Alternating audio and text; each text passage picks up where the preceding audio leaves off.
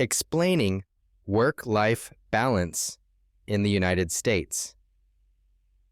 Welcome back to English with Billy, the podcast that explores the fascinating stories and ideas that shape our world while practicing English.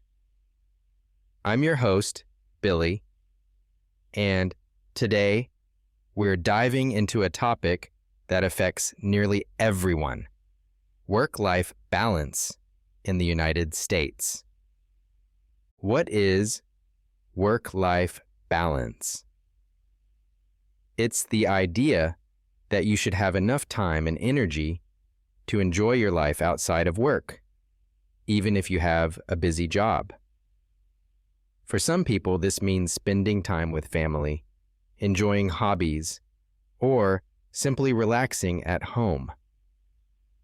But finding this balance can be difficult, especially in the US, where work culture can be very demanding.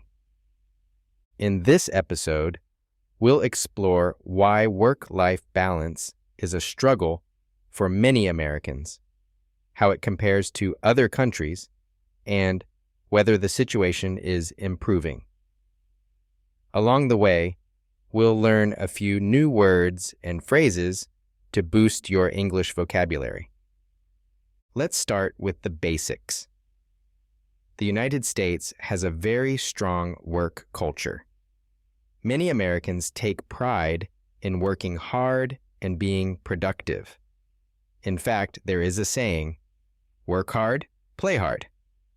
This phrase means that people should put a lot of energy into their work and then also enjoy life to the fullest when they are not working.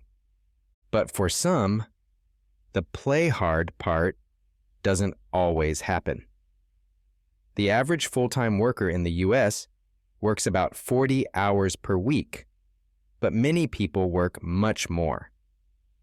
In some high-pressure jobs, like in technology or finance, working 50 or even 60 hours a week is not unusual. And unlike some countries, the US does not have laws that limit work hours. Here's a word to learn: overtime. Overtime means working more hours than usual.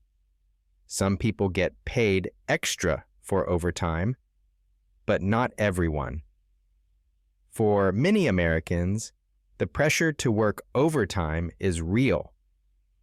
One thing that surprises many visitors to the US is the idea of paid time off. In many European countries, for example, workers get at least 4 to 6 weeks of paid vacation each year.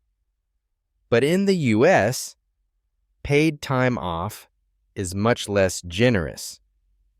Most American companies give their employees only 2 weeks of paid vacation per year. Some workers don't even get that. There is no federal law in the US that requires companies to give paid vacation days. This means that vacation is a privilege, something that's good to have, but not guaranteed. Some people use their vacation days to travel or rest, but others feel like they can't take a break because they're worried about falling behind at work. This can lead to burnout. Burnout is a feeling of being very tired and stressed from working too much. To understand the American situation better, let's compare it to other countries.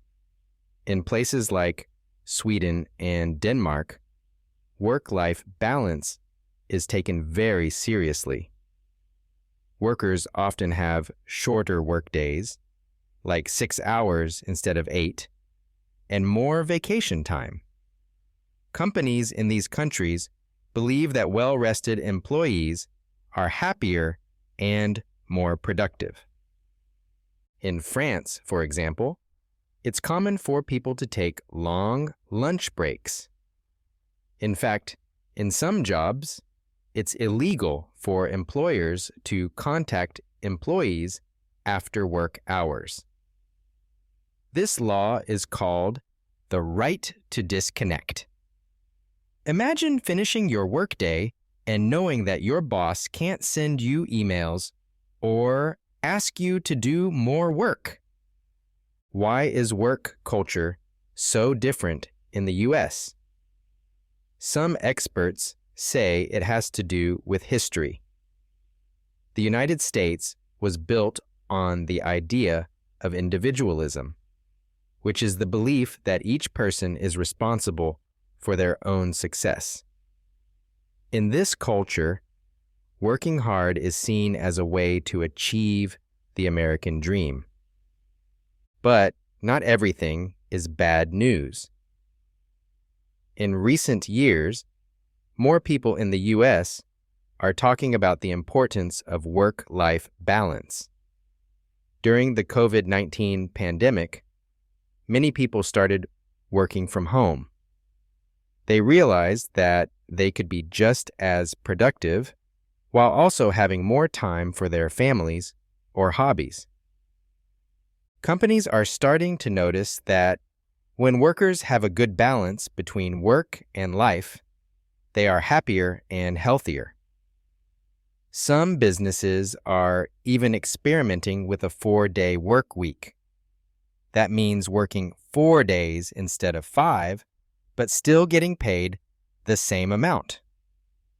The younger generation, especially, is demanding change. Millennials and Gen Z workers want more flexibility, more paid time off, and more opportunities to work remotely.